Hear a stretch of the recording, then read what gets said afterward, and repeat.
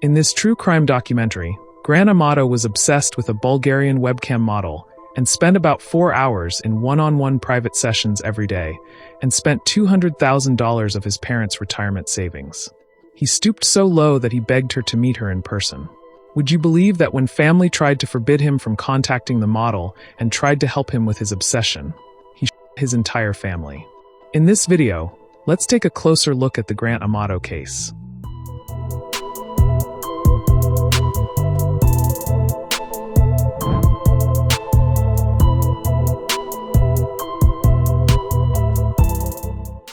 Welcome to True Crime with Grandpa.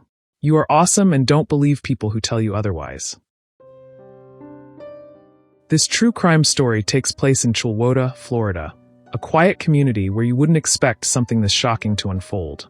In such a community, there lived 29-year-old Grant Tiernan Amato, sharing a home with his parents, Robert and Tammy, along with his younger brother Cody. Grant wasn't just some guy living in his parents' basement without direction. He had actually been training to become a nurse anesthetist. That's a pretty specialized, well-respected profession.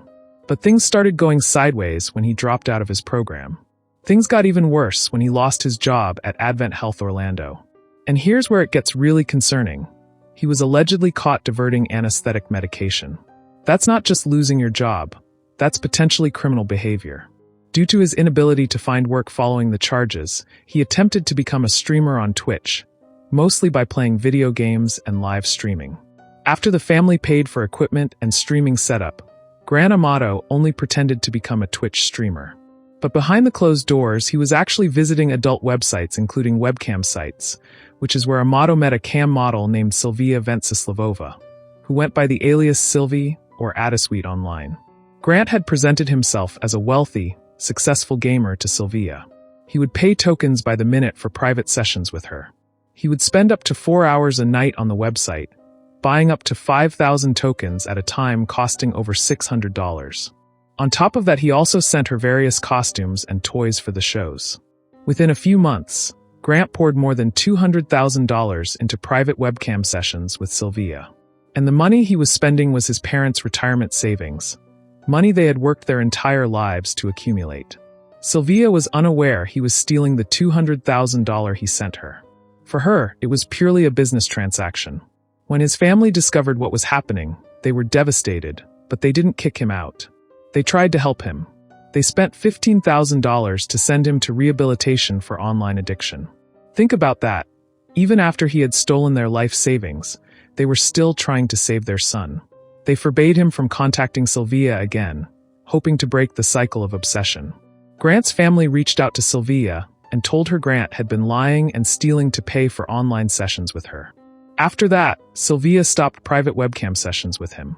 But Grant wasn't ready to give up his fantasy. He could no longer book or pay for one-on-one shows with her. The only way Grant could reach her was by sending direct messages on her public Twitter account. He secretly continued using his mother's phone to send messages to Sylvia, going behind his family's back even after they had tried so hard to help him. On the morning of January 24th, Robert discovered this deception. Can you imagine how betrayed he must have felt? His son was continuing to deceive them even after they had tried to get him help. Robert confronted Grant and ordered him to move out of the house immediately. Feeling cornered, Grant made a choice that would destroy his entire family. He retrieved his phone and waited for the right moment to use it. While his mother Tammy sat at her home office computer, Grant hit her once in the back of the head. Then he lay in wait in the kitchen, like a predator stalking his prey, and ambushed Robert with 2 fatal shots when he came into the room. But Grant wasn't done.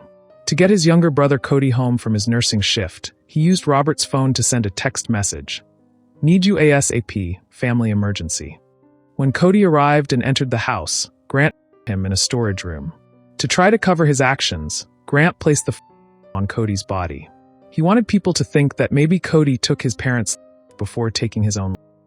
By around 7 a.m., Grant had fled the family home, leaving the doors locked behind him. Lying inside the house were his mother, father, and brother.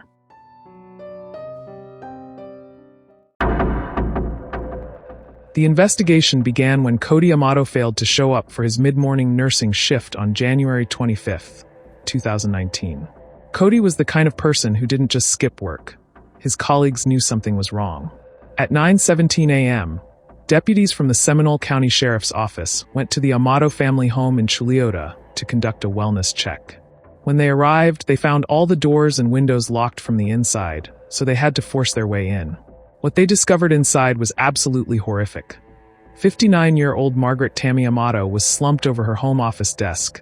63-year-old Chad Robert Amato was lying face-up on the kitchen floor, and 25-year-old Cody Amato was curled up in a fetal position inside the storage room. All three had been shot in the head. The crime scene investigators noticed there were no signs of forced entry. Near Cody's body, they found the family's positioned in a way that was supposed to suggest that Cody had taken the life of his parents and then his own. But the ballistics analysis linked all three fatal deaths to that same but the positioning and angles didn't add up for the staged crime scene. Meanwhile, detectives uncovered troubling digital evidence. Bank records showed daily wire transfers from the Amato family accounts to a Bulgarian cam model, Sylvia. On Grant's electronic devices, investigators recovered messages where he was literally begging Sylvia to meet him in person. Cell tower data placed Grant's phone inside the house at the exact moments when the firing took place, which meant that he was in the house when the incident happened. As the investigation unfolded, a statewide alert was issued for Grant Amato. For nearly 24 hours, law enforcement scoured motels and highways. On January 26th at 7:45 a.m., Grant's Honda Accord was located in the parking lot of a DoubleTree Hotel in Orange County. He was arrested without incident. During the interrogation, Grant initially tried to maintain his innocence. He claimed that he had stumbled upon the scene after hearing sirens and from outside. But the forensic evidence was overwhelming. The ballistics, the cell phone data, and nearby CCTV surveillance footage all contradicted his story completely. Grant's fabricated story fell apart piece by piece as the digital and physical evidence was against him.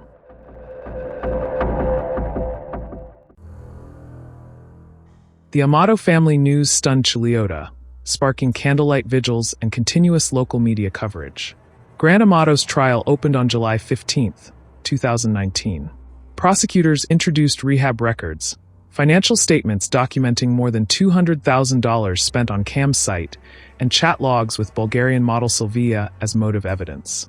Crime scene experts testified that the supposed crime scene staging was inconsistent with ballistic findings, while the defense attempted to challenge the forensic timeline. On August 12, 2019, Grant was convicted on all counts and sentenced to life without parole. In court, he stated, "My family has been blaming me for months for ruining their lives, stealing, and not following the rules of the home, so I might as well be blamed for this too."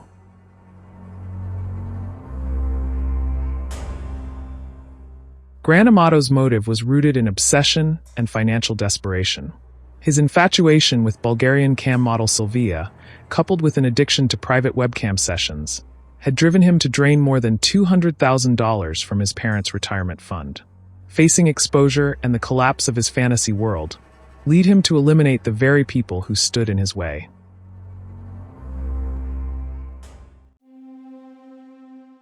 When I look at this case, what strikes me most is how something that started out so small grew into an obsession that consumed and ultimately destroyed an entire family. Grant wasn't just spending money, he was building a fantasy life, one that couldn't survive in the real world. And when that illusion started to crack, instead of facing the truth, he chose. If Grant had opened up about feeling lost or ashamed, if he had been honest about his struggles instead of hiding them, maybe someone could have guided him back from the brink. Always keep the lines open. Sharing struggles saves lives. Think about this. Even after Grant had spent $200,000 of their retirement savings, his family was still willing to spend $15,000 to get him treatment for his addiction. That's not the behavior of people who had given up on him. That's the behavior of parents and a brother who loved him and believed he could change.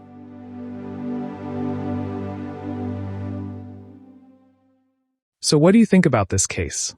If you were the victim, how would you try to get away? I'd love to read your thoughts in the comments. And if you enjoyed my storytelling, please give your grandpa a like and subscribe, and turn on notifications so you won't miss the next true crime case.